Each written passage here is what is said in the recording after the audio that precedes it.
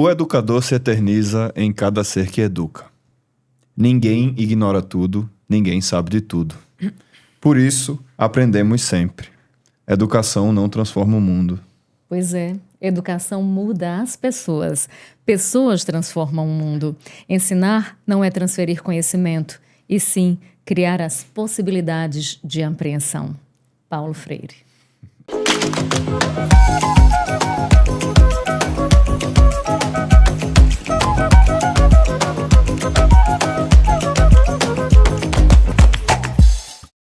Olá para você que está conosco em mais um episódio do Candeeiro Podcast, o podcast da Fundação de Educação, Tecnologia e Cultura da Paraíba.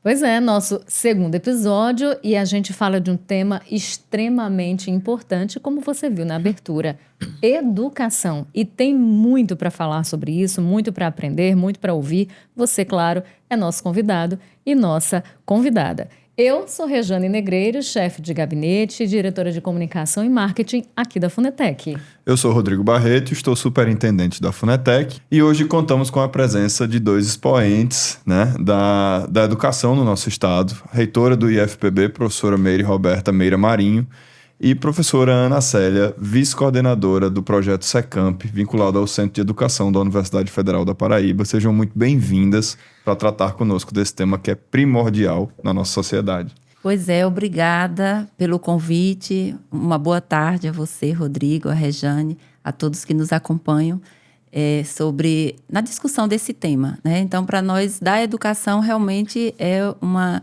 grata satisfação estarmos aqui e dialogarmos um pouco sobre essa realidade que é o nosso cotidiano. Professora? Olá a todos e a todas. É uma satisfação assim, imensa estarmos aqui. Cumprimentar aí Rejane e Rodrigo, integrantes aí da Fundação de Apoio do Instituto Federal da Paraíba e também da Universidade Federal da Paraíba. Receber também aqui a professora Ana Célia, que é uma lutadora, junto conosco aí, duas instituições fortes no Estado, que vêm, vamos dizer assim, juntas, trabalhando e que possibilita, são mais esforços que termina, vamos dizer assim, em modo muito progressivo, trazer educação, ciência, tecnologia, e é uma efervescência que vem no cerne da questão humana, né? Transformar através da educação. Para mim é uma honra estar aqui com vocês, com duas mulheres tão potentes, né? E que conseguem, a partir do trabalho, de toda a energia, de toda uma vida dedicada à educação, de fato transformar pessoas e fazer com que essas pessoas possam, de fato, também serem catalisadoras de mudanças no mundo em que a gente vive. Então, sejam super bem-vindas ao nosso cantinho, o Candeeiro Podcast, que foi pensado exatamente para isso, para a gente trazer luz a uma série de discussões. A educação não poderia ficar de fora.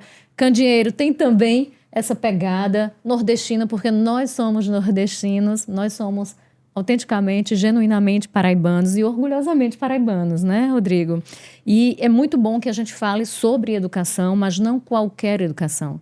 A gente precisa, de fato, falar sobre uma educação que emancipe pessoas, que nos torne, de fato, sujeitos capazes de transformar a realidade de onde a gente vive, né? E aí, trazendo um pouquinho, contextualizando um pouquinho, a gente tem aqui Universidade Federal, Instituto Federal de Educação. Hoje, no país, a gente tem 69 universidades federais, nos 26 estados, né, brasileiros e no Distrito Federal, 4 campos aqui, João Pessoa, Areia, Bananeiras, Mamanguape e Rio Tinto, 5, na verdade, né? E do IF, ao todo, 38 IFs no país, 22 campos na Paraíba e em fase de expansão. Vamos chegar a 25, uma luta aí também que passa pela caminhada da professora Meire Roberta, primeira mulher eleita para reitora em mais de 100 anos de uma instituição. Eu falando aqui fora do microfone, fiquei emocionada, mas de fato é emocionante, porque a gente vive uma sociedade ainda marcada pelo patriarcado, extremamente machista, e termos mulheres em espaços de poder, mulheres em espaços decisórios, capazes de também mudar um pouco dessa dinâmica tão machista que a gente tem, é fundamental, porque nós servimos de espelho também e de mola propulsora para que outras mulheres nos sigam, outras mulheres se inspirem e elas também possam ter uma caminhada muito bonita. Então, primeiro eu quero parabenizar, além de agradecer, parabenizar pelo trabalho que vocês fazem e, repito, me sinto extremamente honrada de estar aqui nesse podcast com vocês. Imagine para mim o privilégio que é estar aqui entre 3 mulheres tão potentes, que eu tenho a alegria de dividir essa caminhada, né? E penso também, Rejane, que nós vivemos um momento histórico, né? Sem dúvida. Nós temos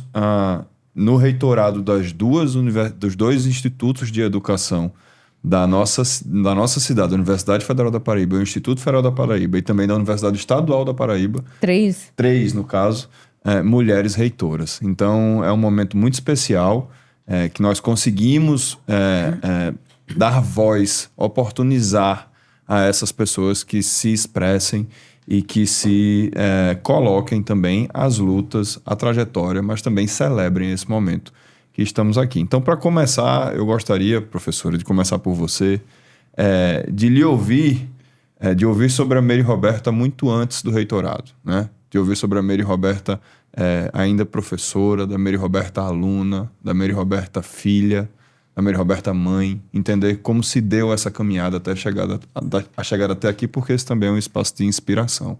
Então, fique à vontade para falar um pouco sobre, traçar uma Wikipédia da professora Meire Roberta. É uma coisa bem, bem entrelaçada realmente, Rodrigo. Quando você vai mencionando aí essas fases, vamos dizer assim, várias áreas, inclusive, né, que você foi relacionando assim, a pessoa e a vivência, porque em tratando de educação, eu já nasci num ambiente que minha mãe também era professora. Minha mãe foi professora, inclusive, da Universidade Estadual da Paraíba, foi professora do Estado também, e uma professora que estava em todos os espaços e atendia a tudo que fosse chamada, Ana Célia, né? Ela chegou... ela era professora de geografia, mas se tivesse que dar aula de história, ela dava aula até de religião, que naquela época também tinha no conteúdo. Então, minha mãe era essa pessoa realmente dedicada a esse espaço educativo, essa educação. Então, eu nasci lá em Patos e de lá estudei num grupo, né? Inicialmente eu fui alfabetizada no grupo escolar Dom Fernando Gomes.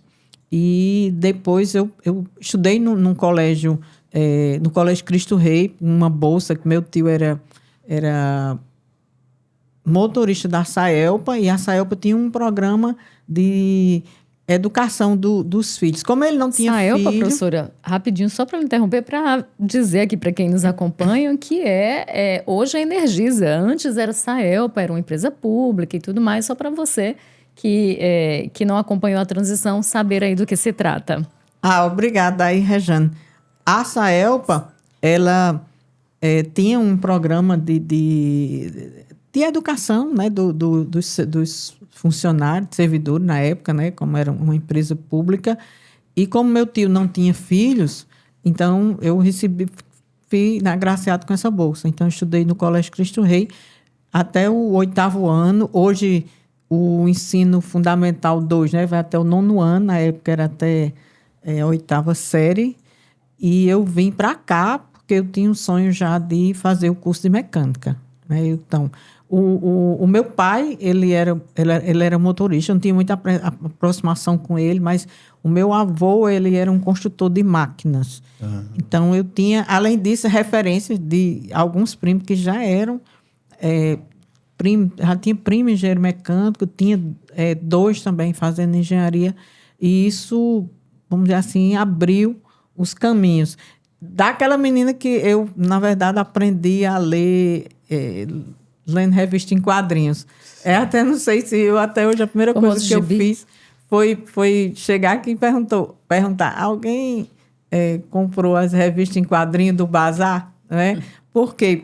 Porque aquilo ali foi muito importante no meu processo de educação, assim, e eu juntava qualquer dinheiro para lá em Patos, assim, alugava gibi. Sim. Então, você sabe que eu também, professora, cresci com gibi.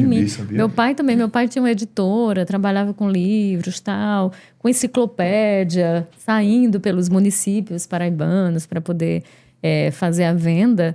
E o que ele nos dava de presente eram livros e gibis. Então, a Turma da Mônica e todo o resto ali da época, eu também cresci extremamente lúdico, né? E pedagógico. Sem Pois dúvida. é, além dos caminhos do gibi, eu também era uma frequentadora do Mobral. O que é Mobral, professora? Mobral era o Movimento Brasileiro de Alfabetização. Olha aí. Então, eu ia lá para o Mobral, porque no Mobral tinha livros. Tinha livros que eles eram compatíveis com a minha idade, eu já sabia ler, e as pessoas ficavam lá, principalmente de noite, e eu ficava ensinando as pessoas a ler, porque eu tinha interesse, estava lá, então tinha pessoas idosas, e então, assim, eu tinha essa questão em pensar em ir para a engenharia, mas eu sempre tive essa aproximação com a educação, talvez por conta da minha mãe professora, e sempre, o meu dia a dia sempre foi isso, estudar e pensar no futuro nesse caminho, sem muito... Hoje eu vejo uma pressão muito forte, às vezes, né? Porque como a gente está num ambiente que pega o ensino médio até a educação superior na pós-graduação, a gente vê uma ansiedade muito grande das mães e, né, que o filho tem que assistir não sei quantas aulas, fazer muitos cursos, dos nossos professores também, porque quando a gente vai lidar com o currículo, ninguém quer abrir mão de uma página de conteúdo, mas eu cresci na educação assim, sem muito essa pressão de que tinha que tratar do conteúdo e tudo.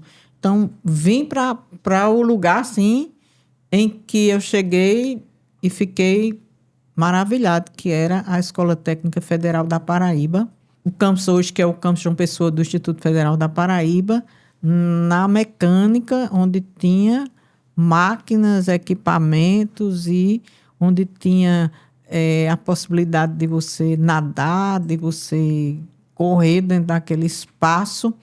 Era uma escola que já tinha, era diferente, por exemplo, de outras escolas, porque não... E ainda hoje o Instituto Federal ele tem essa característica que tem uma autonomia, né? O estudante, para ele seguir o percurso. Então, eu segui meu percurso aí lá na mecânica e assim, quase não tinha mulheres. Era isso que eu ia perguntar. Como era a composição da sua turma, professora da mecânica? Você era a única mulher na turma? No primeiro ano, não. Sim. No primeiro ano, nós tínhamos, acho que 4 mulheres, e somando-se com outro, começava 5 turmas na mecânica naquele tempo. Depois, né, diminuía. Então, assim, você vê que as questões de evasão, elas são antigas, né, Ana Célia? É uma realidade que a gente tem. E, ao final, ficaram 3 turmas, e de todas as mulheres daquelas 5, ficamos 2. Eu e Sayonara, que é minha amiga até hoje, ela é médica em Brasília, para você ver que desde aquela época, assim, a antiga Escola Técnica, o Instituto Federal, já tinha, vamos dizer assim, essa formação que permite depois você seguir seu caminho. Sim. E hoje Sayonara está lá em Brasília. Quando eu vou lá, eu me encontro com ela é anestesista, mas sempre dialogo com ela sobre isso também. Inclusive, como ela é de uma área que usa muito equipamento, né? Necessita de tudo, e isso aí ajuda muito. Então, o que ela estudou lá no técnico, em mecânica, ela hoje aplica ainda lá. Quando ela está... Às vezes, ela diz que durante uma cirurgia tem um problema de um equipamento e ela desenrola.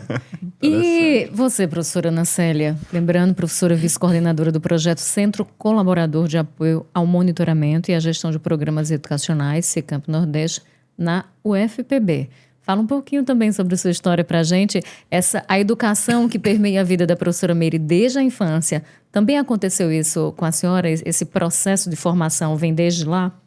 Eu sou baiana, nascida na região de Feira de Santana, no interior. Meus pais são camponeses e acho que a minha história ela se entrecruza com a história de muitas pessoas que tiveram muita dificuldade para estudar, né?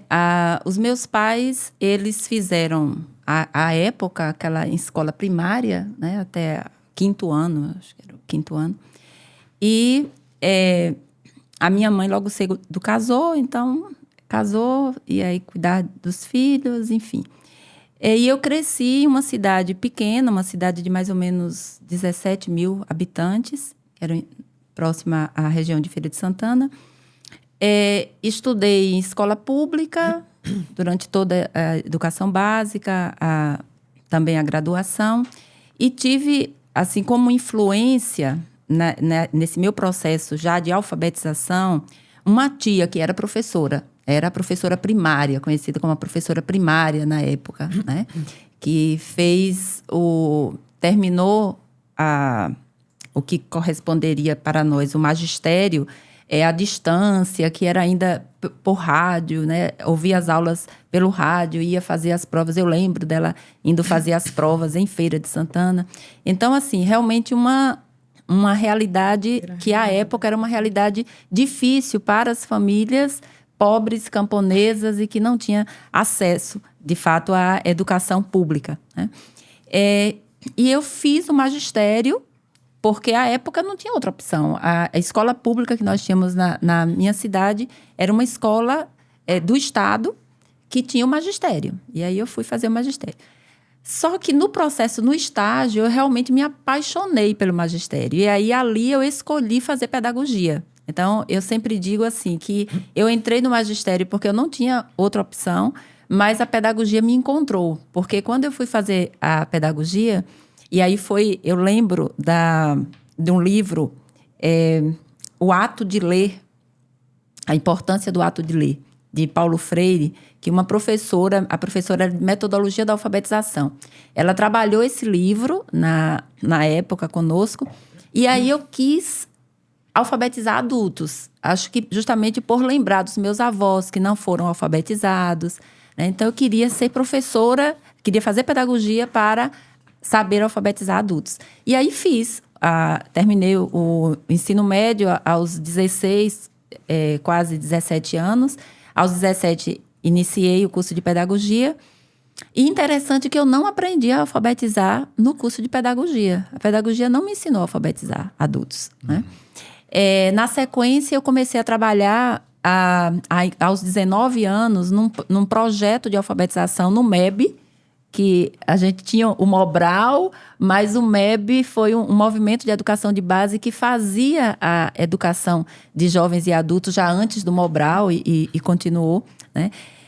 E aí eu trabalhei ali como alfabetizadora, depois na coordenação de projetos de alfabetização, e fui realmente aprendendo a alfabetizar já nesse exercício, fazendo o curso de pedagogia e nesse trabalho de educação de pessoas, à época, adultas. Porque os jovens, a gente vai ver esse movimento da entrada dos jovens na EJA ali na década de 90, né? Eu comecei no MEB um pouco antes, então eu acompanhei esse processo mesmo da juvenização da educação de jovens e adultos. Então, a partir dessa minha trajetória na alfabetização, eu fui me encontrando na educação. Então, eu terminei o curso de pedagogia. Eu tenho já mais de 30 anos na alfabetização, na educação. Passei por todos os processos. Eu fui alfabetizadora, professora alfabetizadora. Fui professora do ensino fundamental, anos iniciais. Fui professora do ensino médio, porque nós tínhamos o magistério, ele habilitava para que nós ensinássemos disciplinas pedagógicas, né, do magistério. Então, eu trabalhei com sociologia da educação e depois no ensino superior, né? Então, trabalhei também em Secretaria de Educação em Alagoas e aqui na Paraíba. Então, eu passei assim, por diferentes instâncias, né, na educação, desde a sala de aula a um âmbito de gestão, e vejo assim, como que a gente precisa ter essa clareza da importância da educação para a sociedade, para a vida das pessoas. Eu acho que quando você abriu a nossa conversa trazendo essa frase do Freire, né, que a A educação não muda o mundo, a educação muda as pessoas e as pessoas transformam o mundo. E a educação, ela nos transforma, né? Então, é nesse processo de transformação que nós vivenciamos que a gente vai encontrando esse caminho também da transformação social.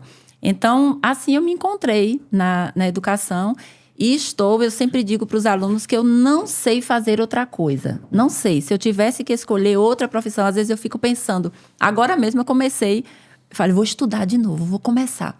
Aí fui ciências sociais, licenciatura. Não é possível, de novo eu vou fazer licenciatura. Mas estou bem devagarzinho, estou estudando, que eu gosto, assim, tentando fazer uma outra. Depois do doutorado em pedagogia, em educação, a gente aprofunda a pedagogia, mas a gente vai percebendo a necessidade de outras áreas, né? Do diálogo com outras áreas. E aí, mas eu caio sempre na educação, não tem jeito. Eu acho que essa é a minha cachaça, a minha paixão.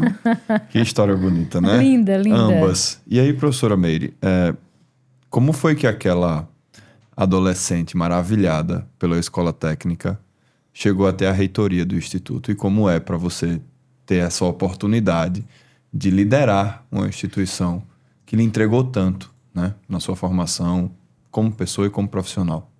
Eu acredito que aquela adolescente chegou até a reitoria trabalhando. Nessa paixão pelo trabalho. Assim, sempre eu passei, né? Quando eu terminei meu curso técnico, eu fui para a engenharia. Eu até fiz concurso à Petrobras, passei, né, como técnico, mas na entrevista não tinha lugar para mulher, porque numa plataforma é preciso ter banheiro para mulher, para homem, para tudo aquilo. Era difícil, para você. E sendo que isso aí nunca me vamos dizer assim, deu uma... A gente, naquela época também não tinha muito nem esse negócio de pensar, vamos em frente, né?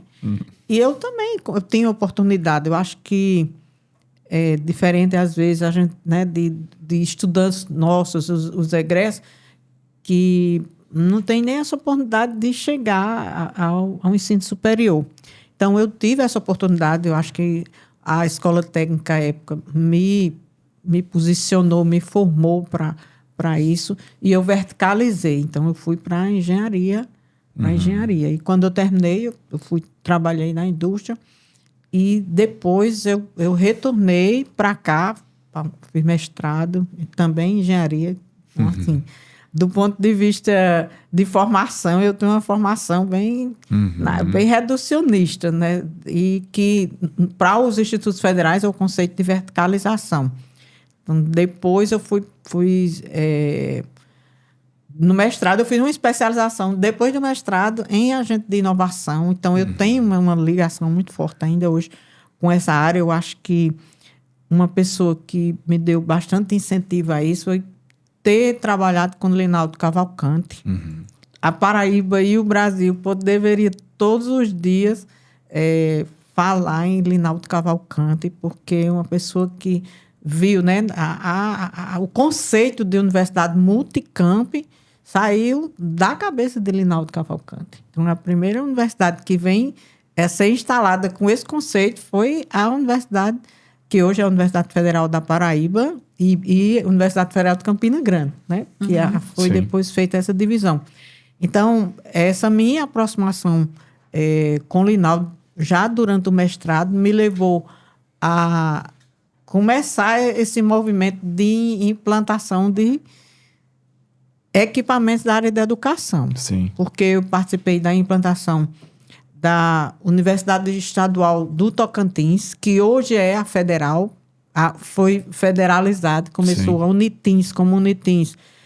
Ainda existe uma fundação que foi, vamos dizer assim, decorrente desse processo, mas a estrutura onde eu trabalhei, na verdade, Ana, na época, quando eu fui lá, eu fui para trabalhar com educação, mas trabalhei mais como engenheira.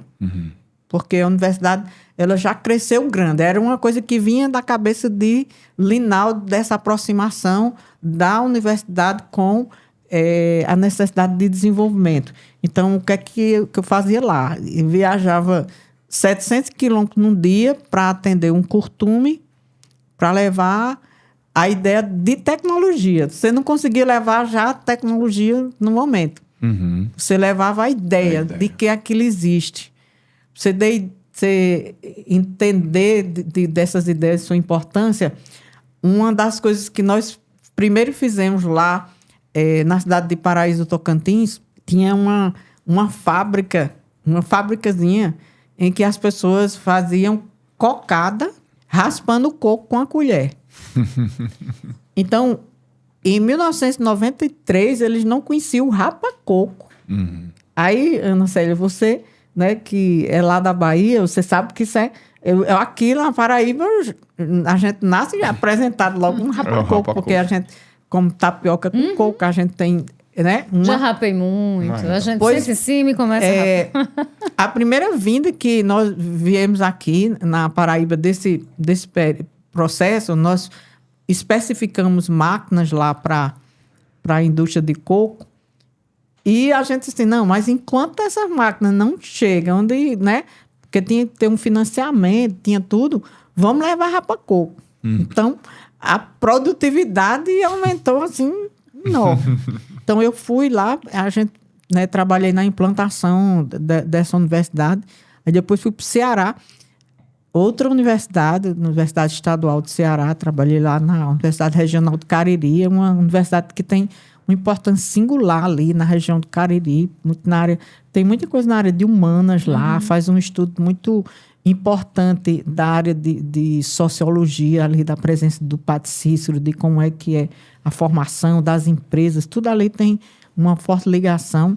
E eu fui para implantar o curso de engenharia de produção lá. E aí já fui também, na época, quando eu cheguei, como eu tenho experiência no Tocantins, aí eu fui ser diretora do Instituto de Tecnologia, o ITEC, ligado àquela universidade, e dava aula na engenharia de produção.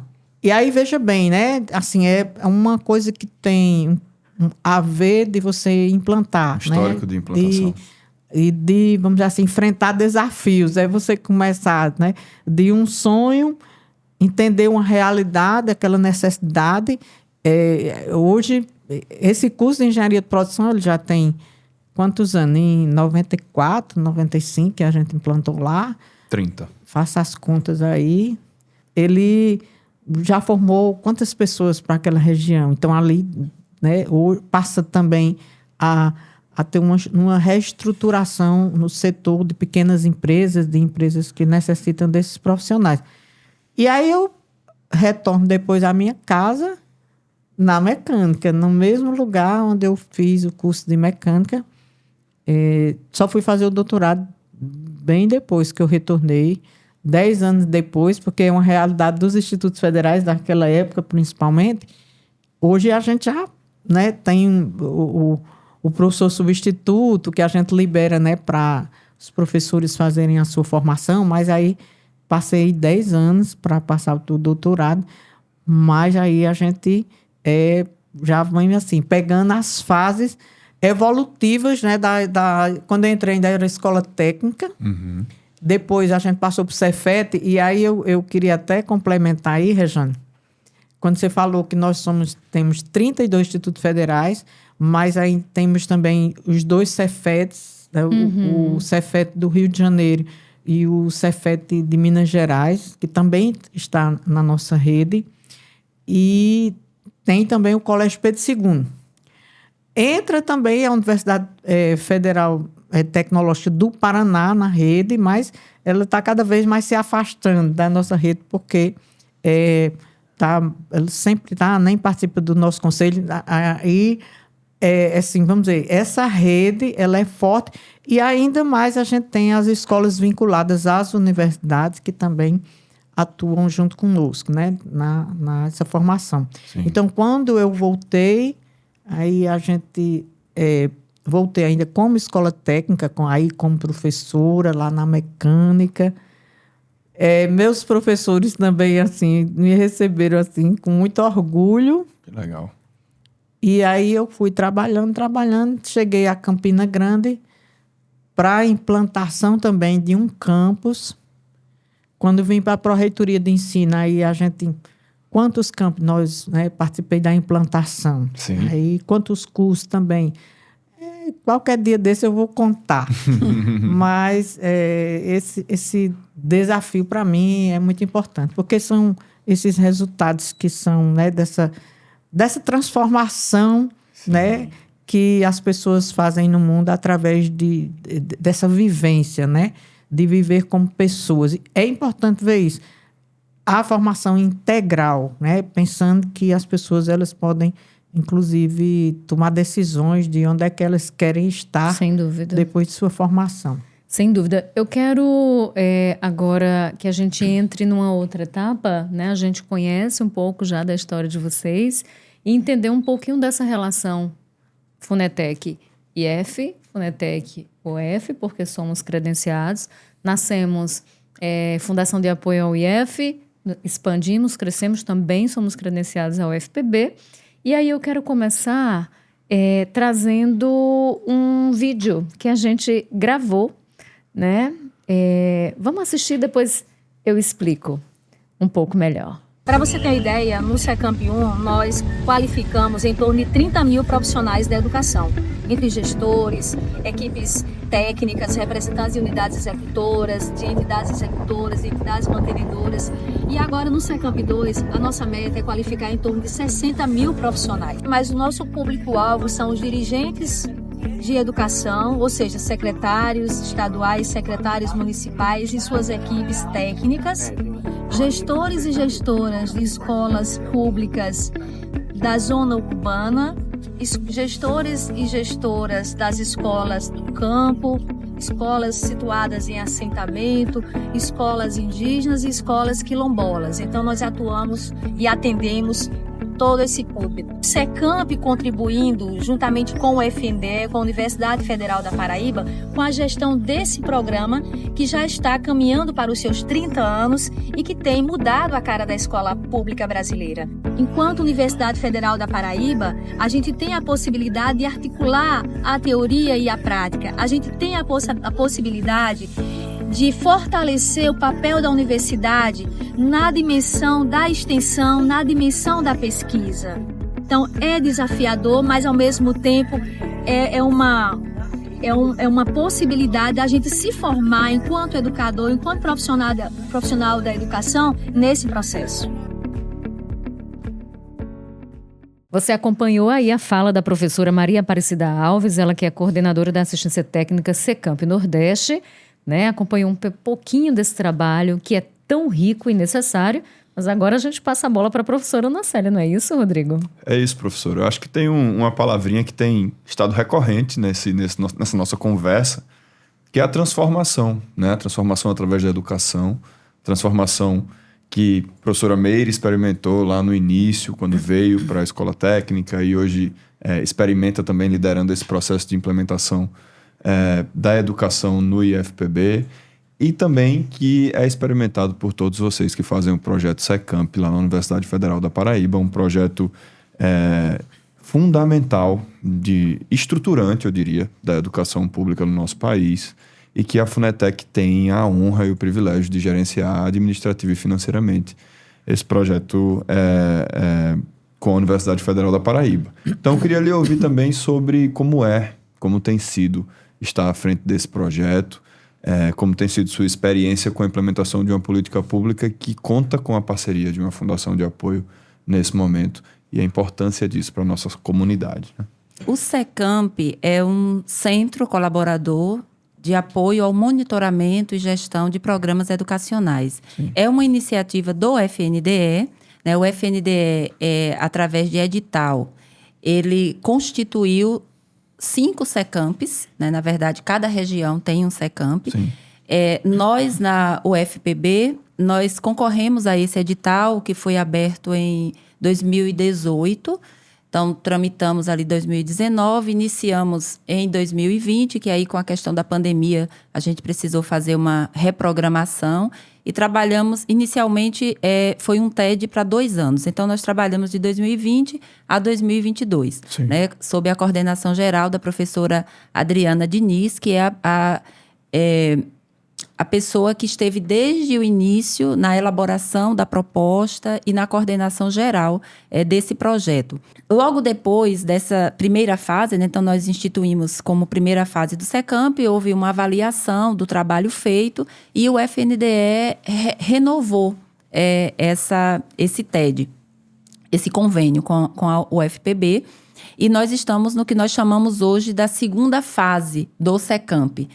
Esse SECAMP, ele manteve na segunda fase aquilo que seria o seu objeto do TED, que é, de fato, trabalhar a formação referente ao PDDE. Então, Programa Dinheiro Direto na Escola. Então, nós trabalhamos a assistência técnica e o monitoramento do programa PDDE e da assistência. Nós temos 2 eixos de atuação dentro do programa.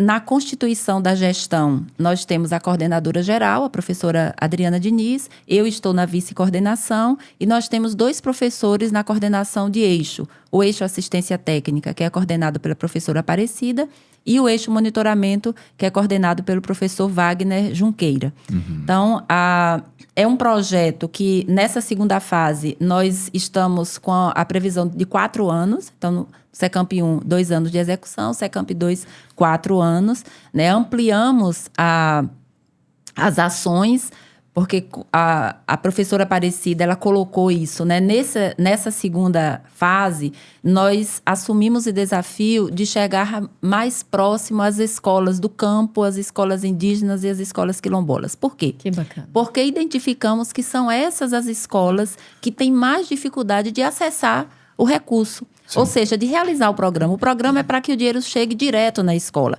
E aí, o PDDE...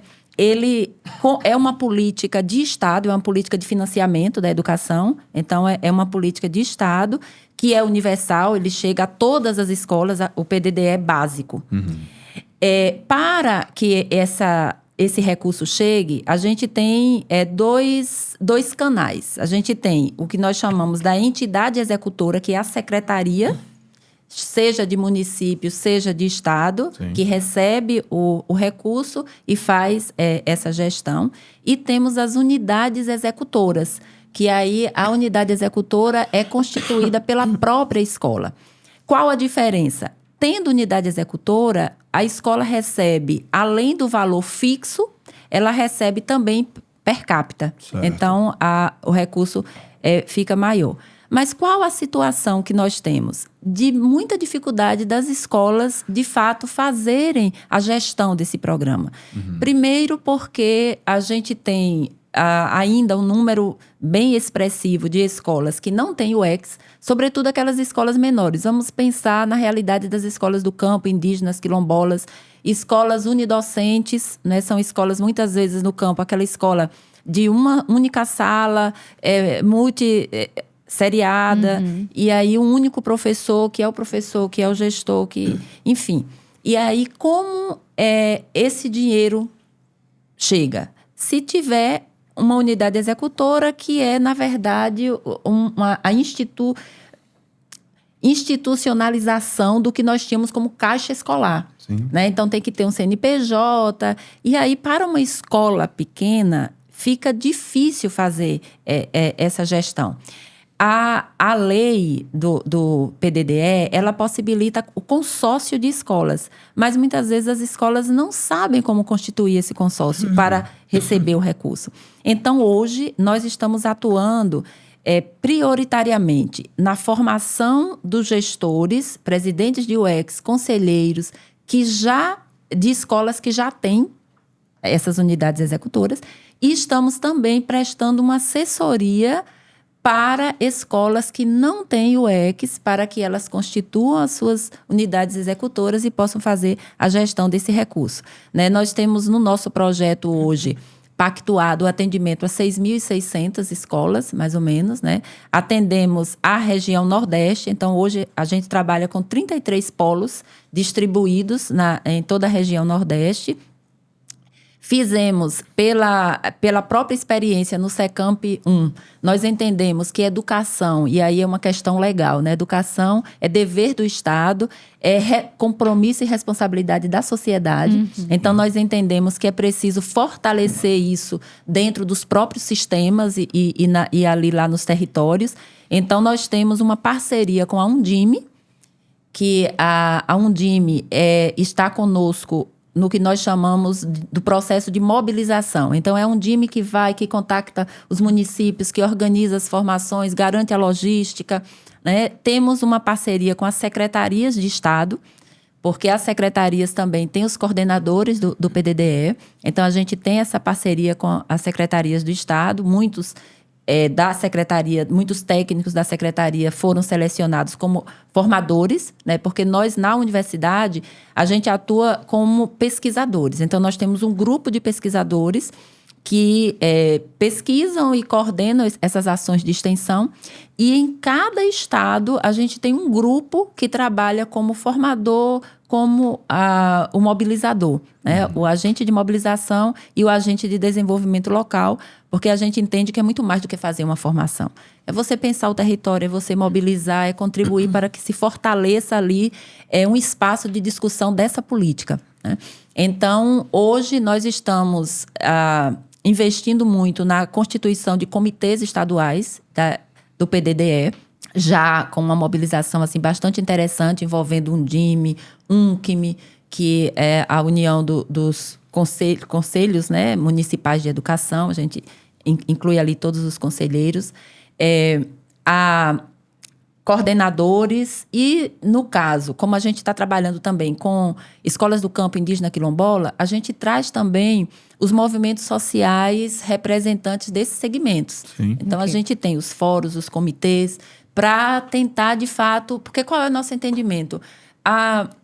O nosso projeto, ele tem um início e um fim. Ele começa, né? Oficialmente, ele começou em 2023, vai até 2027. Mas o programa, ele continua. E é preciso que, ao término desse projeto, a gente tenha fortalecido isso lá no território, lá no local. Então, esse espaço ali diverso, né, interinstitucional para a discussão das ações é muito importante. Então, a gente tem construído, a partir desse espaço, as nossas formações. Então, formação para gestores, formação para dirigentes municipais de educação, trabalhando em separado escolas do campo, escolas urbanas, porque a gente entende que tem especificidades. Bem, o PDDE único mas nós temos as ações integradas, que são ações integradas específicas para o campo. Nós temos ações integradas específicas para escolas quilombolas. Então, a gente tem um momento em que faz essa discussão com as escolas que nós chamamos de escolas diferenciadas. A professora falou em TED, só para você, né, que não tem intimidade com essa linguagem, o TED é um termo de execução descentralizada, não é isso, professora? Que é um instrumento que regulamenta a descentralização de créditos entre os órgãos de entidades e do governo federal, né? Então, isso facilita, né, a questão da injeção de recursos e, obviamente, potencializa, no caso da educação, a educação aqui no país. E aí, pode sim, professora. Ela falou, o SECAMP é um dos projetos que nós temos com a UFPB, são vários, mas nós temos também vários outros projetos via IFPB, né, professora? Mas pode fazer a pergunta que a senhora queria e depois a senhora retoma essa minha pergunta. A pergunta, que eu acho que às vezes fica tão assim no dia a dia do trabalho, Ana, mas o estudante da universidade, onde é que ele está inserido, né? Que você falou que é a extensão. Que bom. Porque aí para a gente nessa formação... e aí eu acho que, né, como no IFPB, a gente está preocupado sempre. Onde é que o estudante está nesse processo? Então, o nosso projeto, dentro da universidade, né, ele se constitui como um projeto de extensão e de pesquisa. Sim. Então, temos o grupo de professores, pesquisadores que são da universidade, que estão à frente do que nós chamamos os produtos, né? Na organização do TED, é uma orientação técnica do FNDE, então a terminologia é essa mesma. E aí temos os técnicos da UFPB, que são os nossos assistentes de pesquisa, trabalham conosco. Temos estudantes da graduação e da pós-graduação como bolsistas, no mesmo sistema que a gente tem de bolsas para extensão e pesquisa da universidade. Toda a equipe, ela passou por uma seleção. Né? Então, a gente abre o edital público aqui através da Funetec, fazemos a seleção e a contratação desses colaboradores. Né? Então, para nós, o projeto ele tem sido assim, um espaço muito rico de aprendizagem.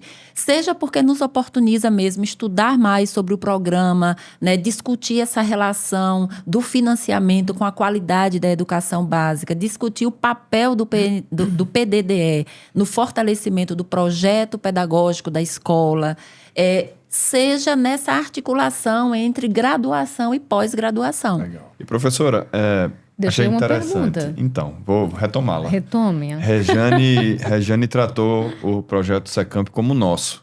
E realmente nosso Funetec, né? Um privilégio para nós, já falei. E nosso também porque a senhora ocupa o honroso cargo de presidente do Conselho Curador aqui da Fundação.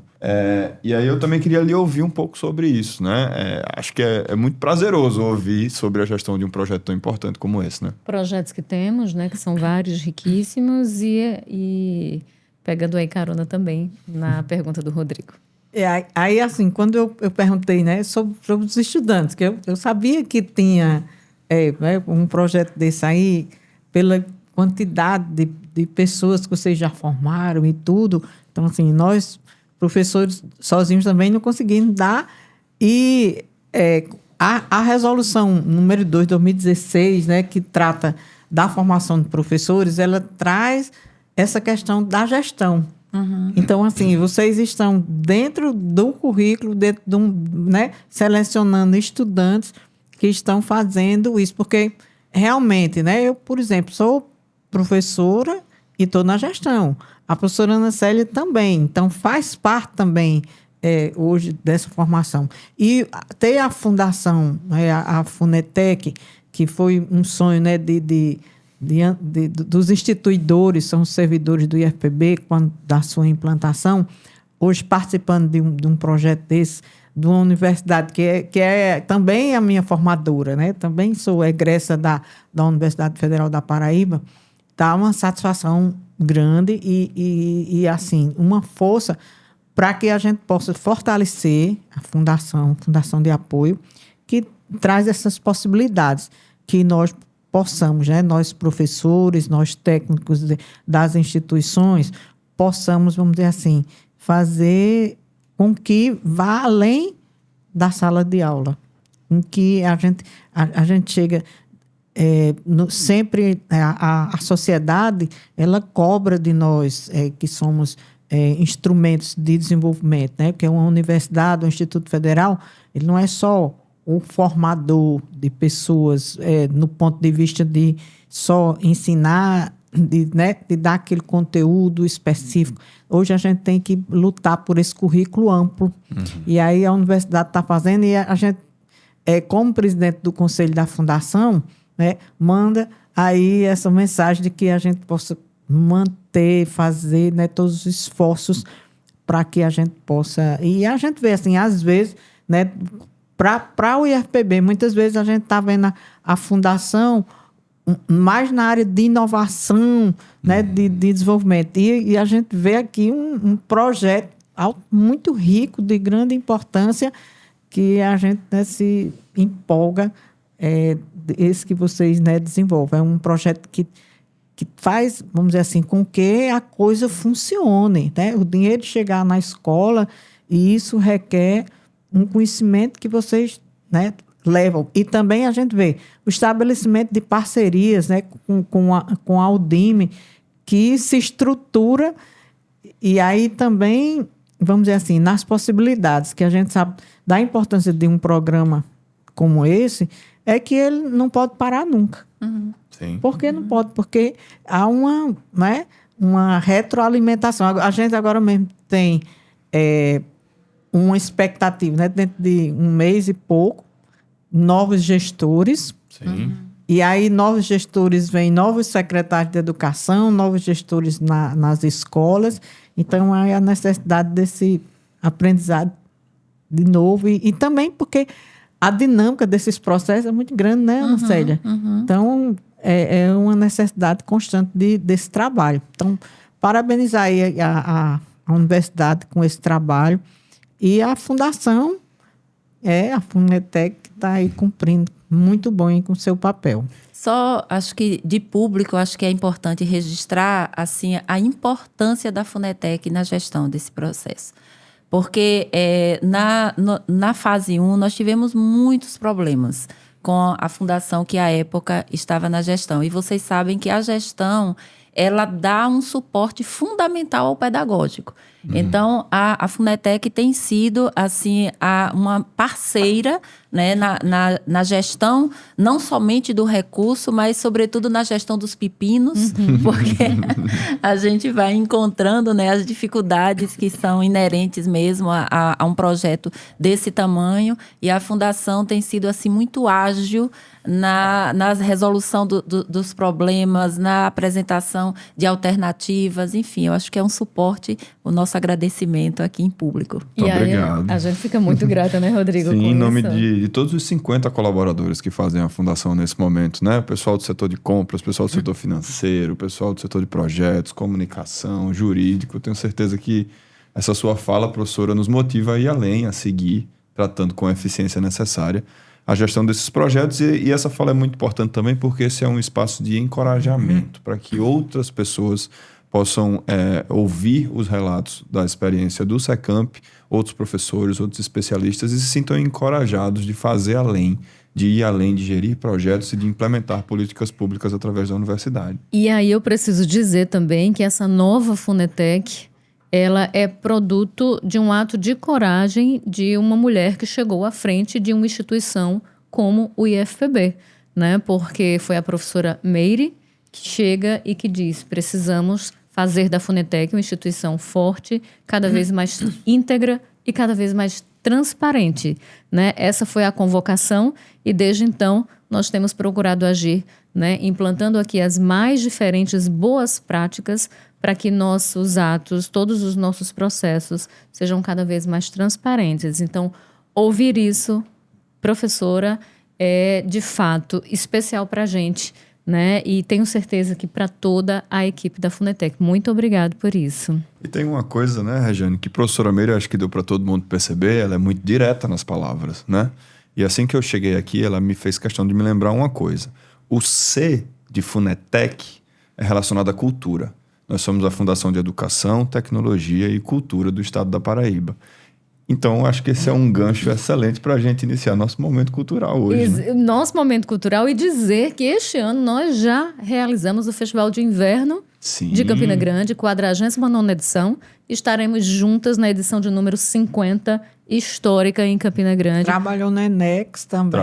Trabalhamos no Enex, né? Enex é o nosso encontro de extensão e cultura. Fizemos o Verão Funetec, e que também é um projeto que nasce para os colaboradores e que cresce e que fica grande e que a partir do ano que vem a gente também vai trazer isso, não só a questão cultural, porque a ideia é que sejamos de fato um ponto de cultura, né, Rodrigo? Claro. Mas trazendo sobretudo essa questão ambiental que é tão importante.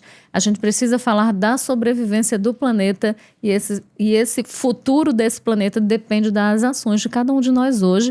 Não à toa estamos aqui com os ODS, não é só uma questão de estética, não está aqui só para decoração, de fato.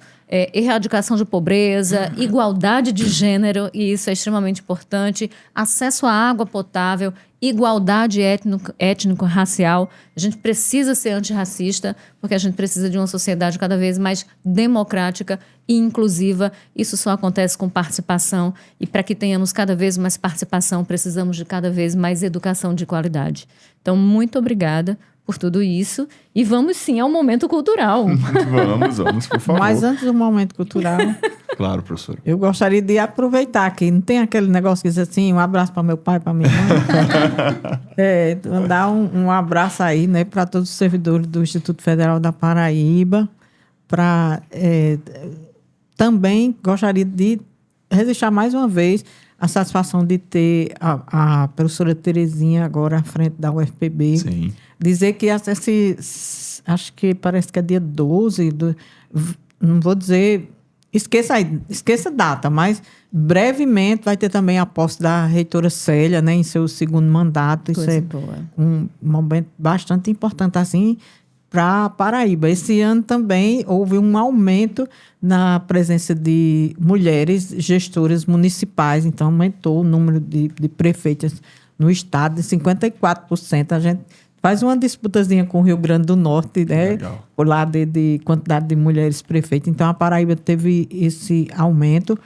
E também gostaria de mandar um abraço para minha amiga Adriana Diniz, que, Sim. vamos dizer assim, não fique com ciúme não, Ana, mas a Adriana, ela é minha contemporânea, né, da universidade, e quando me lembro bem, desde ela sempre uma lutadora aí também.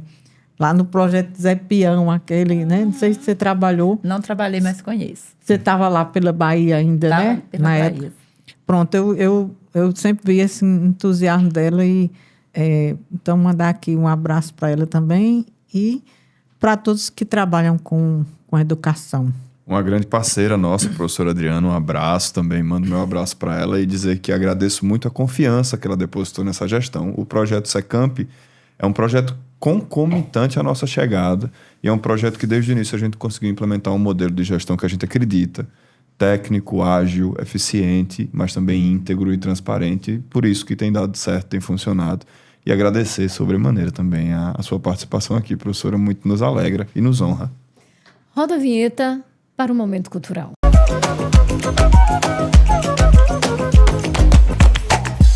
Som do Pífano em homenagem a Isabel da Loca, homenageada no Enexo desse ano. Professora Ana Célia, diga aí, qual é a sua recomendação de cultura, livro, documentário, filme, enfim. O que a senhora nos recomenda aqui? Espetáculo, arte.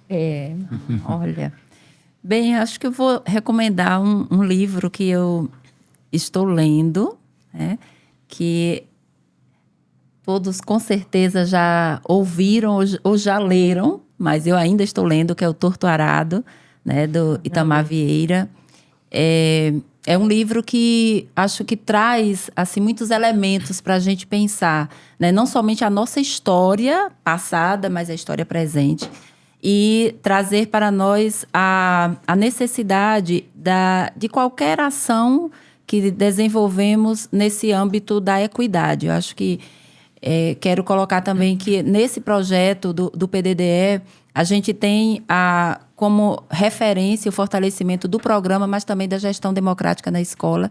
E dentro do PDDE, a gente tem ações voltadas para a equidade. Agora, no dia 17, a resolução 17 foi 15 de agosto, a última resolução da SECADI, que é o PDDE Equidade.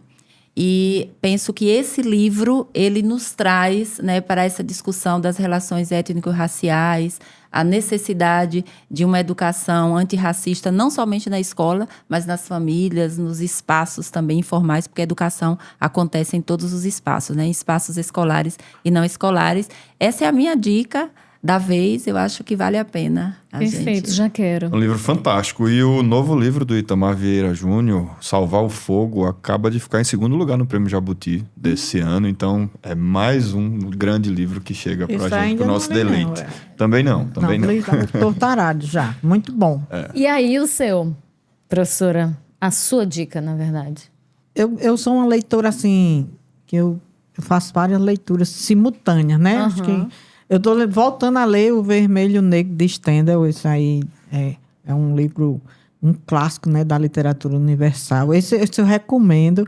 E eu estou lendo também o novo livro do Felipe Neto. Como Enfrentar o Ódio. Como Enfrentar o Ódio. Então, até agora, eu recomendaria, assim, como um livro bom de ler, fácil de ler, tudo, mas eu não cheguei ao final. Sim. Aí eu preciso ver, porque até onde eu li, ele diz como enfrentar, mas ele ainda está contando a história de, né, como é que ele tinha, vamos dizer assim, passou, né, de um lado para o outro e, vamos dizer assim, como é que ele evoluiu seu pensamento.